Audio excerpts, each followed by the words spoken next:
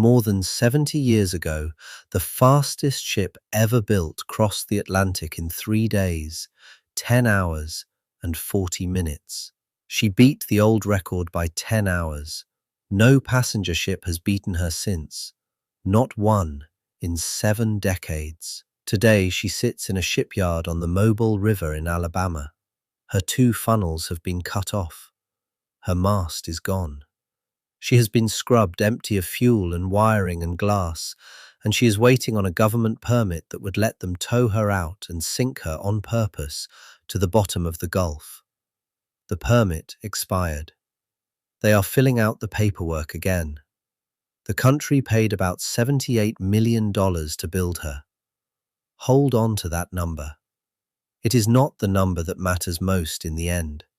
This is the story of how the fastest thing on the ocean became the thing everyone is waiting to drown, and how the one quality that made her a national treasure is the exact thing that made her worthless. Chapter 1. The century everyone raced the Atlantic. For 100 years, the fastest way between the old world and the new was a ship, and the fastest ship afloat was worth more than all the others combined. The ocean itself did not care who crossed it. 3,000 miles of grey North Atlantic, indifferent to flags, indifferent to names, the same water in 1850 as in 1950. What the ocean did not care about, the market cared about enormously. Whoever crossed fastest carried the mail, and the mail meant government contracts. Whoever crossed fastest carried the emigrants, millions of them, packed below deck and paying by the head. Whoever crossed fastest sold the first-class cabins to people who would pay almost anything to shave a day off the water. On the Atlantic, speed was the whole business. And so the crossing became a race that never ended. Each time a shipping line launched something faster, every rival ship afloat lost a little of its worth overnight, and the only answer was to build something faster still. The prize even had a name. They called it the Blue Riband, awarded to whatever vessel had made the fastest crossing, and for 100 years it was the most coveted trophy in the industry. For that entire century, the Blue Riband belonged to Europe. British ships held it, then German ships, then the great French and Italian liners of the 1930s. The Cunard liner Mauritania kept it for 2 decades without being beaten. The richest, loudest, most industrially powerful country on earth had gone 100 years without holding the record for crossing the ocean that had made it. Keep one shape in mind before any of the famous names arrive. A hull. A single long, slim, fast hull, built for one purpose only, to outrun every ship that had ever touched the water. That hull did not exist yet, but the logic that would demand it was already there, sitting in the water, older than anyone in this story, and completely indifferent to all of them. Because that is what the race really was. It was not a contest between clever men. It was a machine that rewarded whoever was fastest and quietly ruined whoever fell behind. And it would go on doing that whether or not any particular genius showed up to serve it. It would produce a fastest ship, and then, just as surely, it would make that ship worthless the moment something faster arrived. The only question left was who would be obsessive enough to build the ship that finally won it for America, and reckless enough not to notice what that same machine would eventually do to whatever he built. For 100 years, no American had. Chapter 2. The Man Who Dreamed in Rivets. Enter William Francis Gibbs. In 1894, a Philadelphia father took his 8-year-old son to watch a ship called the St. Louis slide into the water. The boy stood in the crowd, not far from President Grover Cleveland, and watched over 500 feet of new steel meet the river. Boys grow out of that kind of thing. This one never did. Gibbs was born to money in 1886 and lost most of it young when his father's fortune collapsed. He went to Harvard and did not finish. He was, by his own admission, bad at math. His family pushed him toward the law, and for a while he obeyed, practicing in an office he hated. Then, in 1916, he quit to do the only thing he had ever actually wanted to do, which was design the fastest ship in the world. He had no formal training in naval architecture. He taught himself out of engineering journals in his spare time. And then he spent nearly 40 years designing a single ship in his head. He was a strange man to pin a country's pride on. Tall, gaunt, sharp-tongued, superstitious, running on 4 hours of sleep, wearing the same rumpled suits until they gave out. He drove the people around him mercilessly and his own family more so. But he had a photographic memory and a fixation that never once wavered. And slowly the industry stopped laughing at him. His first great job was rebuilding the Leviathan, a captured German giant and the largest ship afloat, which he reverse-engineered by climbing through it with a notebook. His first ship of his own design, the Malolo, was rammed by a freighter on her sea trials and torn open at the engine room. His mentor, one of the Navy's top constructors, was certain she would go straight to the bottom. She did not sink. Gibbs had built her to survive exactly that, walled off into watertight compartments, and she limped into port with a hole in her side and everyone aboard alive. That was the day the doubters went quiet. From then on, he was America's foremost naval architect, the man on the cover of Time, the head of a firm that would go on to design thousands of the country's warships. But none of that was ever the point. What he wanted was the one ship, the fast one, the American one that would finally take the record 100 years of European liners had kept out of reach. He spent 4 decades drawing that ship, and he never once drew a second. There was only one problem, and it was the size of the ship itself. A vessel built for nothing but speed, longer than anything on the ocean, was the single most expensive object a person could propose to build. And no shipping company on earth would pay for it just to win a trophy. He had the ship. He did not have the money. Chapter 3. The Warship in Disguise. The money came from the one customer on Earth with a reason to want the fastest ship ever built, and it was not a shipping line. It was the Pentagon. In 1946, with the last war barely over and the next one already taking shape, Gibbs sat down with John Franklin, the head of United States Lines, and the two of them agreed to build nothing less than the greatest ship in the world. Franklin's company would run her as a luxury liner, but she would be paid for, in large part, by the United States Navy.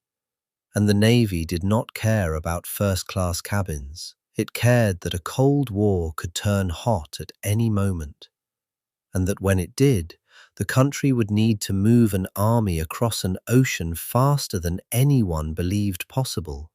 So they built a warship and hung a ballroom inside it. Almost none of her passengers ever knew what they were really sailing on. The elegant liner underneath them could be stripped and converted in a matter of days into a troopship carrying 14,000 soldiers, an entire army division, along with a 400-bed hospital, 10,000 miles across open water without stopping once to refuel. Beneath the promenade decks and the cocktail lounges sat a machine built for war. The country paid for it accordingly. The finished ship cost about $78 million, and roughly 2/3 of that came quietly from the military. That is the number worth holding on to. Not what she cost, but who paid for her, and why. The secrecy went all the way down. Her hull below the waterline was classified. For years there were no public photographs and no published drawings of what made her fast. because her shape itself was a military secret. The propellers were part of it, an unusual five-bladed design on the inner shafts that no rival was permitted to see. She was built just narrow enough, 101 feet, to slide through the locks of the Panama Canal with only a few feet of clearance on each side, so the Navy could move her between oceans whenever it wanted. She was assembled at Newport News in Virginia and launched in the summer of 1951. A country that had just built secret cities to split the atom saw nothing strange in spending a fortune to own the fastest ship on the water. Speed was strength, and strength was worth any price. But a thing that is funded because it is needed is only funded for as long as it is needed, and nobody in 1951 was thinking about that. They were thinking about the other half of what the Navy wanted. The Navy wanted more than a ship that could outrun everything. It wanted a ship that could not be lost. And a ship that cannot be lost is a ship that cannot burn, which is how Gibbs finally got to build the ship he had wanted his entire life. Chapter 4. No wood but the butcher's block. Gibbs had watched two of the most beautiful ships in the world die by fire. The Morro Castle burned off the New Jersey coast in 1934 and killed 137 people. The Normandy, the most glamorous liner ever built, caught a welding spark during a wartime refit and rolled over dead in the Hudson mud. Gibbs decided that no ship of his would ever burn. So he did something no shipbuilder had done before. He banned wood. Not most of the wood, almost all of it. The paneling, the furniture, the fabrics, the paint, remade in glass and metal and fiberglass and fireproof board. Much of it invented from scratch because nothing suitable existed yet. A good deal of that fireproof paneling was also laced with asbestos, which nobody thought twice about in 1952. When the ship was finished, it was said that the only wood aboard her was in the galley's butcher's blocks and in the pianos, and the pianos nearly did not make it. Gibbs wanted them built out of aluminum. Theodore Steinway, whose family had been making pianos for a century, refused.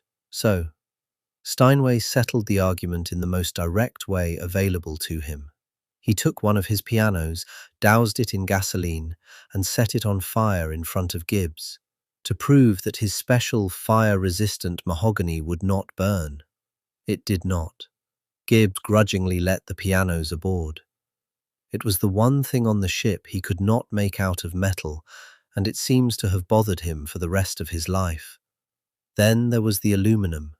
To keep her light enough to be fast, Gibbs built her entire superstructure and both of her enormous funnels out of it, the largest use of aluminum in any structure attempted up to that time.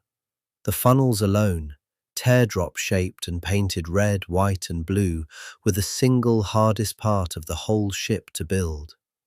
He tuned her whistle himself because he wanted her to sound like nothing else on the ocean. What came out of the yard was almost impossible to believe. She was 990 feet long, more than 100 feet longer than the Titanic, with 5 more decks. Stood on end, she would have risen nearly as high as the Chrysler Building. She was the largest ship America had ever built, the most fireproof vessel that had ever floated, and when they finally opened her up, the fastest. Gibbs summed her up in a single line people would repeat for decades. Nothing could burn her, nothing could sink her, and nothing could catch her. By the summer of 1952, after nearly 40 years inside one man's head, the ship was real, floating, and ready to prove it. She was built to outrun the future. Chapter 5. 3 days, 10 hours, 40 minutes. She left New York on the 3rd of July, 1952, and by the time she came back, she had rewritten 100 years of history. Gibbs was aboard for the maiden voyage. the only crossing he would ever make. On her, he had spent nearly 4 decades imagining this exact trip, and now he stood on the deck of the real thing as she pushed out past the harbour and pointed east toward a finish line off the southwest tip of England that ships had been racing toward since before he was born. It is the first full day at sea, and the ship is doing something no ship has ever done. She is crossing the open Atlantic at over 34 knots, close to 40 miles an hour, and she is not straining to do it. Below the waterline, 4 propellers no rival has ever been allowed to photograph turn in the dark water. On the bridge, Commodore Harry Manning watches the log climb and holds her back, because he has been told not to show the world what she can really do. The deck hums under Gibbs's feet with a vibration he has been trying to feel for 40 years. 606 miles pass beneath the hull in a single day. Somewhere ahead in the dark is the finish line, and every hour she is beating a record that has stood since before the last war. On the morning of the 7th of July, she crossed the line off Bishop's Rock, 3 days, 10 hours, and 40 minutes after leaving New York. She had beaten the Queen Mary's time by 10 hours. She was the first American ship in 100 years to take the blue ribbon, and to this day, more than 70 years later, no passenger ship has ever taken it back. And she did all of it using only 2/3 of her power. Nobody outside the Navy knew her real top speed, because her real top speed was a military secret. On her trials, she had touched 38 knots, about 44 miles an hour, and some of the men who sailed her swore she had more in her than that. She won the most coveted record on the ocean while holding back. She was not just the fastest ship in the world. She was the fastest ship in the world pretending not to be. When she came home, 150,000 people filled the streets of New York for a ticker-tape parade.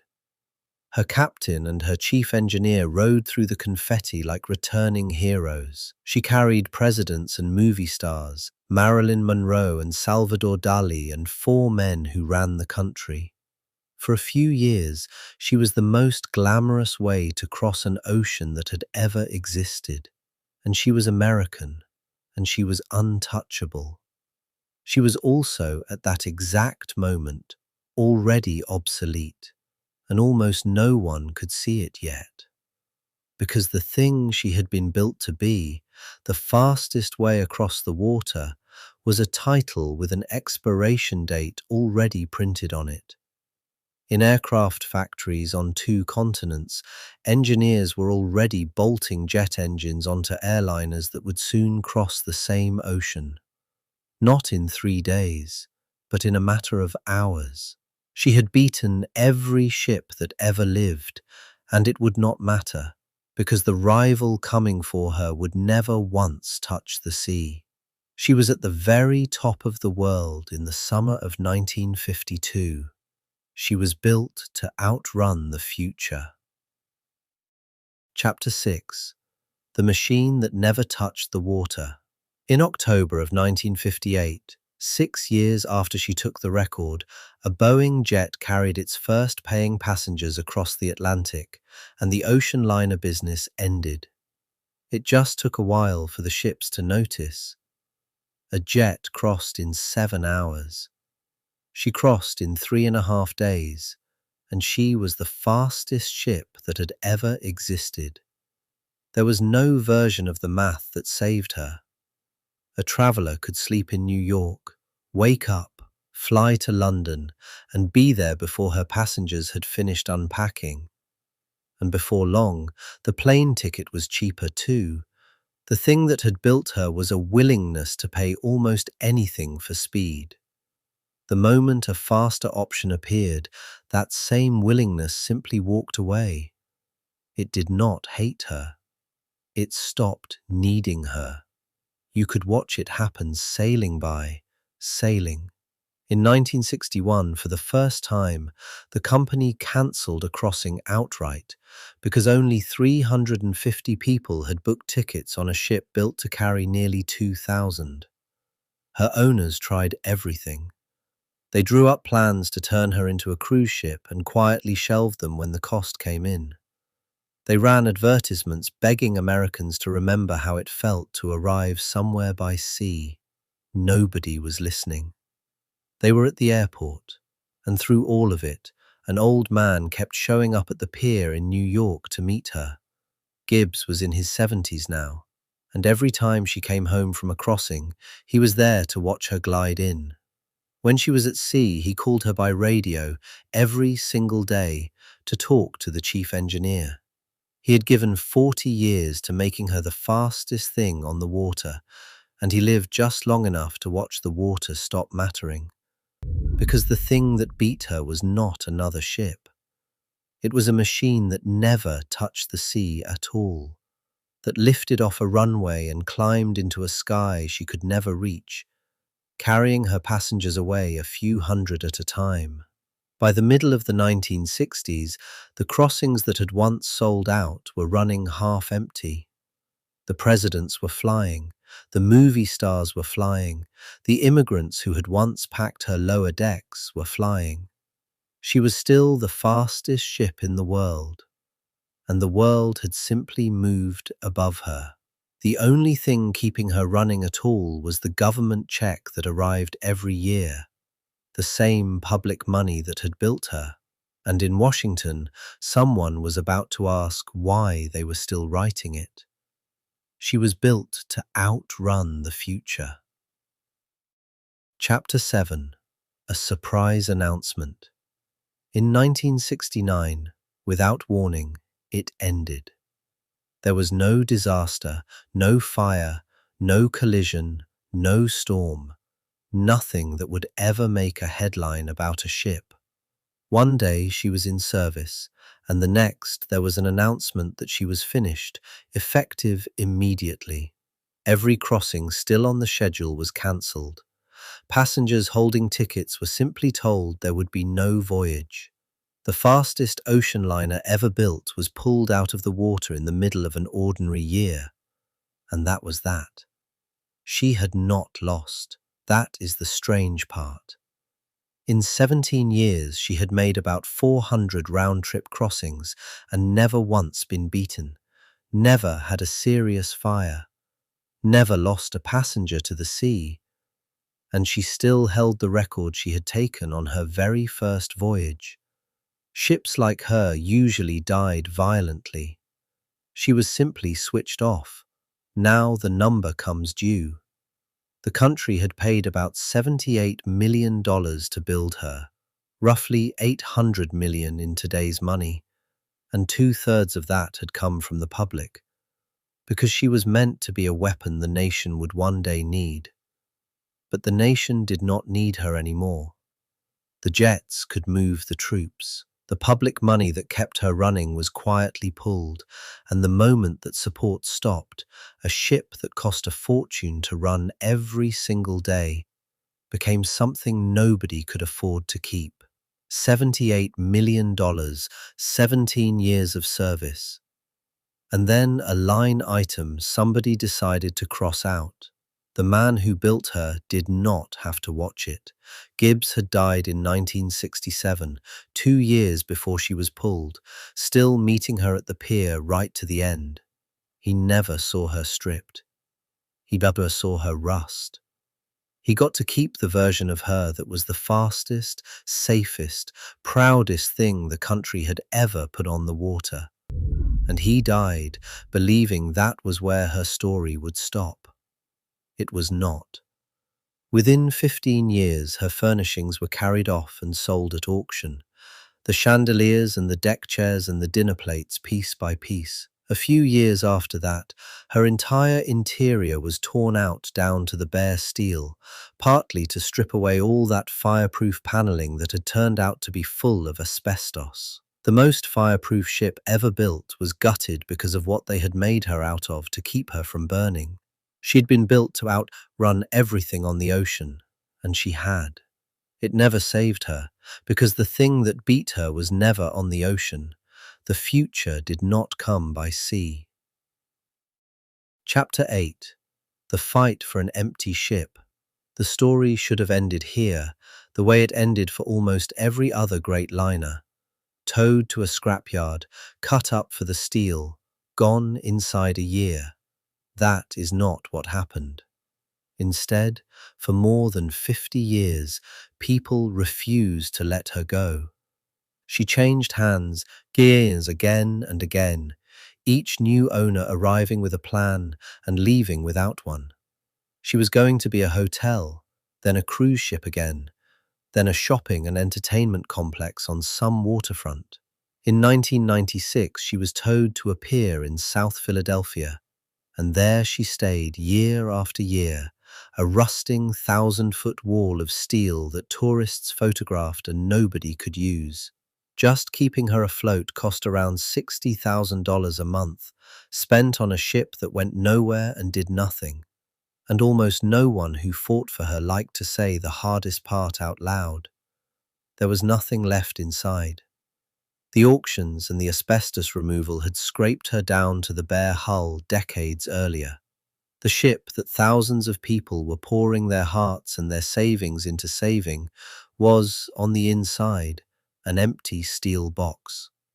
They were not fighting to save the SS United States. They were fighting to save the idea of her, the shape of her, the fact of her still existing at all. At the center of that fight was Susan Gibbs, the granddaughter of the man who designed her. She ran the conservancy that bought the ship in 2011 and spent more than a decade trying to find her a future, any future at all. A cruise line signed on to restore her and then walked away when the numbers came in. A developer signed on and then quietly disappeared. She appealed to presidents. She offered, at one point, to simply give the ship to the government, for nothing, if someone would just find her a place to sit. Nobody did. Not the city, not the state, not the country whose name she carried on her bow. In 2024, after a dispute over the rent at her pier, she was evicted, and suddenly there was nowhere in the entire United States for the ship called United States to go. Out of options, the Conservancy agreed to the only offer left standing. A county in Florida would buy her for $1 million and sink her as a reef, because the alternative was the scrapyard. A separate group of supporters refused to accept it and took the county to federal court to stop the sinking. They lost. You can argue about who was right, but underneath the lawsuits and the eviction notices is a simpler and harder fact. A country that could summon the ambition and the public money to build the greatest ship in the world never built anything to keep it. It knew how to make her. It never decided she was worth holding on to. That was the debt. It went unpaid, and it came due in a shipyard in Alabama. Chapter 9. What waits in Mobile? Go down to the Mobile River today, to the western bank, and you can see her from a street called Charleston. You are not allowed any closer. There are around 200 workers on and around her, and it is a working industrial waterfront. And the ship is not a museum. She is a job site. She is still enormous. 990 feet of steel, longer than 3 football fields laid end to end, sitting at the dock in the flat Alabama heat. But she is not the ship from the photographs anymore. Her 2 great teardrop funnels, the red, white, and blue ones Gibbs fought so hard to build, are gone, cut off and hauled away. Her mast is gone. Where they stood, there is only open sky. Run your eye down the length of her, and there is rust everywhere. Sheets of it, the black paint flaking off in scales. Look through the empty window openings, and there is nothing inside. No staterooms, no ballroom, no grand dining room, just bare bulkheads and open steel, scrubbed clean of every wire and every drop of fuel and every last ounce of the asbestos that once kept her from burning. She has been emptied out completely and made ready. Some of her did survive, scattered. The funnels and the mast are being kept for a museum that may one day tell her story on dry land. And one of her Steinway grand pianos still survives, on display in New York. It was made of the fire-resistant mahogany that Theodore Steinway proved would not burn years before by dousing one of his pianos in gasoline and setting it alight. The single kind of wood Gibbs was ever forced to allow aboard his fireproof ship is now one of the few pieces of her still whole, sitting under bright lights while people walk past it, most of them with no idea what it is. The record she set is still hers. More than 70 years on, no passenger ship has ever crossed the Atlantic faster, and probably none ever will, because nobody builds ships to be fast anymore. There is no longer any reason to. What happens next depends on a piece of paper. The county that owns her has finished cleaning her and reshaped her hull, so she will land upright on the bottom. And everything is ready except the final federal permit, which expired and which they are now filing for all over again. There is no date. When it comes, they will tow her about 20 miles out into the Gulf and open her up and let her go down, slowly, on purpose, until she settles on the sand 180 feet below the surface. Her upper decks will sit close enough to the light that divers can reach them, and they will come from Europe and Asia and Australia to swim through her, and she will be the largest artificial reef in the world. But not yet.